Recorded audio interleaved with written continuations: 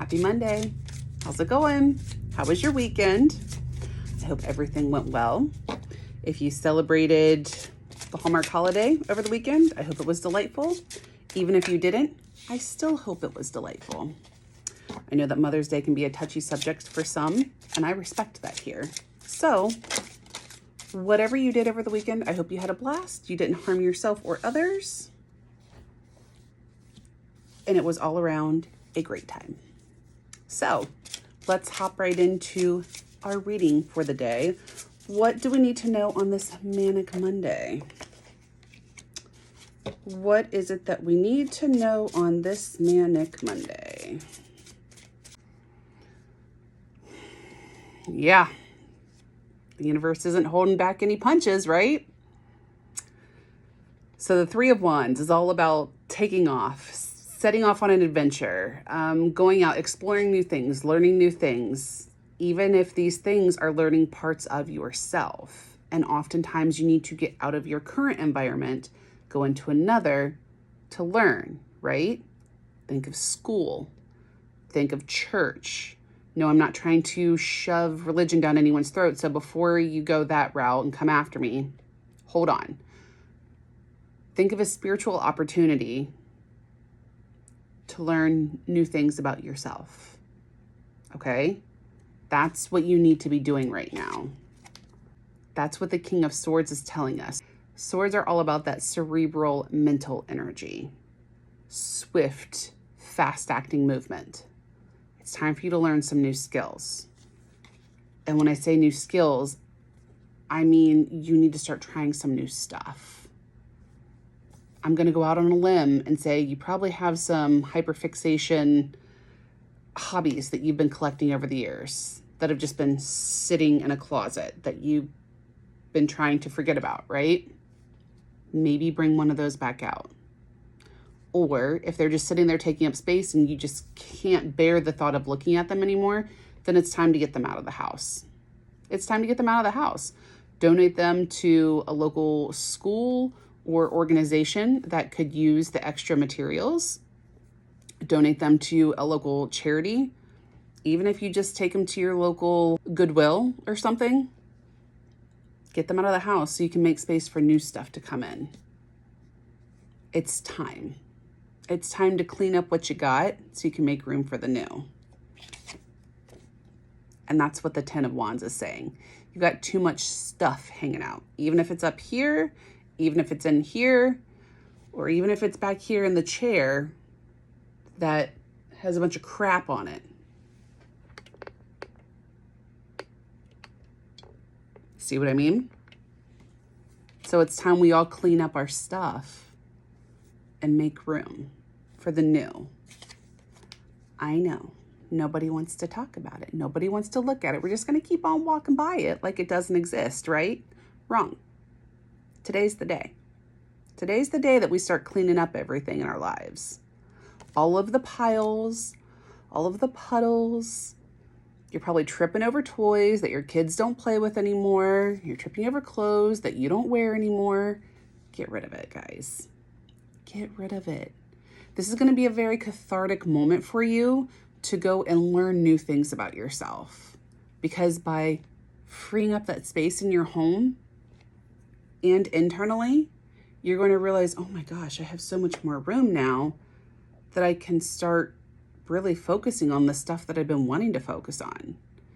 Maybe you want to repaint your house or just a room in your house, but you know you've got clutter everywhere. Well, you can't paint if the clutter's everywhere, right? Correct. It's time to clean up. And that's exactly what the Six of Swords is reminding us. It's time to move on. It's time to move on. And if you look, you see two swords down here, two swords up here, and one sword here. Don't forget about the little charm hanging off of the handle of the blade here. So make sure you've got every little piece that needs to be removed from the situation. This could be internally as well. So you think you learned the lesson that you needed to learn? The universe is going to remind you that you're never done learning. There's always going to be pieces that break off and are left behind. Those are shrapnel. So you need to clear out the wound of all of the shrapnel before you go bandaging everything up, okay? I know. Everyone's ready to move on, find their person, find what's right for them in their life. You can't do that unless you have every little piece of shrapnel out. That's just how it works. I don't make the rules. It's just how it works. And if you see here, then we can move on. The page is low man on the totem pole. He's just the jack in the deck. So once you clear out all that space, then you're going to start to make a little bit more room. And each time a little becomes more and more and more. And then you have lots of space for all the new stuff to come in. The new hyperfixation hobbies, the new friends, the new loved ones. But again, they can't come in until you make room for them. And that's including but not limited to getting some people out of your life. Because you know that they're just sucking all of the energy from you and they're making you feel like crap. So why are you keeping them in your life? Family can do this to you too. They're going to try and make you feel like crap for kicking them out. But you're going to feel better and you're going to become a better human because of that. How do I know this is true? Because as I said, that the sun's finally, for the first time today, after it's been up for several hours, it's starting to shine through the clouds. That's my confirmation that what I just said was right.